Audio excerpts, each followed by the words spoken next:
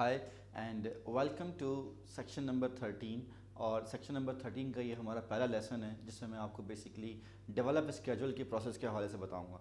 देखिए जो जो मेन पर्पस है डेवलप स्केड्यूल के प्रोसेस का वो ये है कि हम अपने स्केड्यूल बेस लाइन को अचीव करें। लेकिन ज़ाहिर है स्केड्यूल बेस लाइन को अचीव करने के लिए we have to do couple of things. Schedule base line को अचीव करने के लिए मेरे पास लिस्ट ऑफ एक्टिविटीज़ होनी चाहिए। उन एक्टिविटीज़ की मुझे रिलेशनशिप यानी कि सीक्वेंसिंग पता हो, मुझे ये पता हो कि उन एक्टिविटीज़ पे क्या क्या रिसोर्सेज इन्वॉल्व होंगी, मुझे ये पता हो कि हमारे पास जो है वो जो एक्टिविटीज़ हैं उस पर क्या कॉन्स्ट्रेंट्स हैं। तो ये जो सारी चीज़ें अगर मैं एनालाइज़ करूँगा तो इसका मतलब ये है कि मैं एक स्केड्यूल मॉडल को जो है वो रिव्यू कर रहा हूँ या स्केड्यूल मॉडल की बेसिस पर अपने स्केड्यूल बेस लाइन को जो है वो डेवलप कर रहा हूँ। तो यहाँ पर हमारा जो मेजर मकसद है वो ये है कि हम एनालाइज़ करें अपनी प्रोजेक्ट की एक्टिविटीज़ को, उनकी सीक्वेंसेस को, उनकी रिसोर्सेज को, उनके जो है कॉन्स्ट्रेंट्स को, ताकि हम अपने एक स्केड्यूल मॉडल बना लें। और ये जो स्केड्यूल मॉडल है यही हमारा बेसिकली मेन इनपुट बनेगा to produce our project schedule या स्केड्यूल बेसलाइन। देखिए स्केड्यूल बेसलाइन और प्रोजेक्ट स्केड्यूल अक्सर लोग कहते हैं इस पर फ़र्क क्या है। फ़र्क ये है कि जब हम अपने प्रोजेक्ट स्केड्यूल को अप्रूव करा लेते हैं मैनेजमेंट से तो वो हमारा क्या बन जाता है, वो हमारा बन जाता है स्केड्यूल बेसलाइन। यानी कि स्केड्यूल बेसलाइन क्या है, अप्रूव्ड वर्जन ऑफ हमारा स्केड्यूल मॉडल है।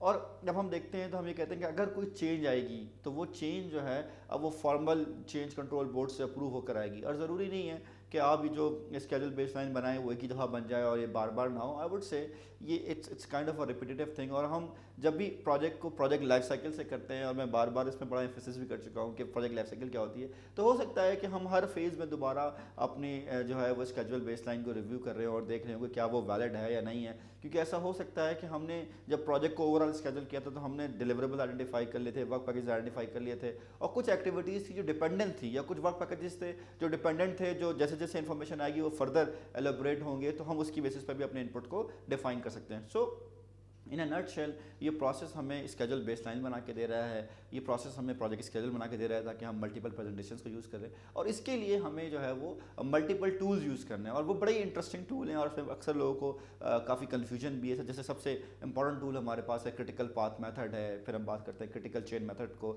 अक्सर जो है वो क्रिटिकल पाथ मेथड और क्रिटिकल चेन मेथड में झगड़े होते रहते हैं कि जनाब हम कौन सा यूज़ करें। एक जो है वो 1900 जो है वो 60 की मर्सिडीज़ है और दूसरी जो है वो हमारे पास 2010 की मर्सिडीज़ है। So we have to look into कि हम क्रिटिकल पाथ मेथड को कहाँ कैसे यूज़ कर सकते हैं और उस पर हम कैसे क्रिटिकल चेन मेथड के जरिए जो है अपना वो एडवांटेज ले सकते हैं। उसके अलावा जो यहाँ पे नोटेबल टूल्स हैं जिसको हम यूज़ कर सकते हैं, हमारे पास है रिसोर्स ऑप्टिमाइजेशन टेक्निक्स हैं हमारे पास, या हम बात करते हैं स्केड्यूल कंप्रेशन टेक्निक्स हैं, या हमारे पास जो है वो व्हाट इफ एनालिसिस जो कि बेसिकली सिमुलेशन टेक्निक्स के अंदर आता है। फिर हमारे पास जो है वो एक और इंपॉर्टेंट जो टूल है जो कि हमने ऑलरेडी डिस्कस भी किया था, वो था हमारे पास लीड और लैग टाइम। और जाहिर है ये सारे टूल्स जो हम किसी न किसी स्केड्यूल टूल में या किसी न किसी सॉफ्टवेयर में यूज़ करेंगे उसको भी उन्होंने यहाँ पर एज आ टूल के तौर पर डिफाइन किया। तो हम बेसिकली जो हमारी नेक्स्ट वीडियोस हैं, जो नेक्स्ट लेसन्स हैं 2-3, उसमें हम बात करेंगे इन टूल्स के हवाले से। आप गाइड करूँगा कि कैसे हम क्रिटिकल पाथ को कैलकुलेट करते हैं या कैसे हम जो है वो बाकी टूल्स की मदद से अपने स्केड्यूल बेस लाइन तक जो है वो पहुँच रहे होते हैं। So next video is all about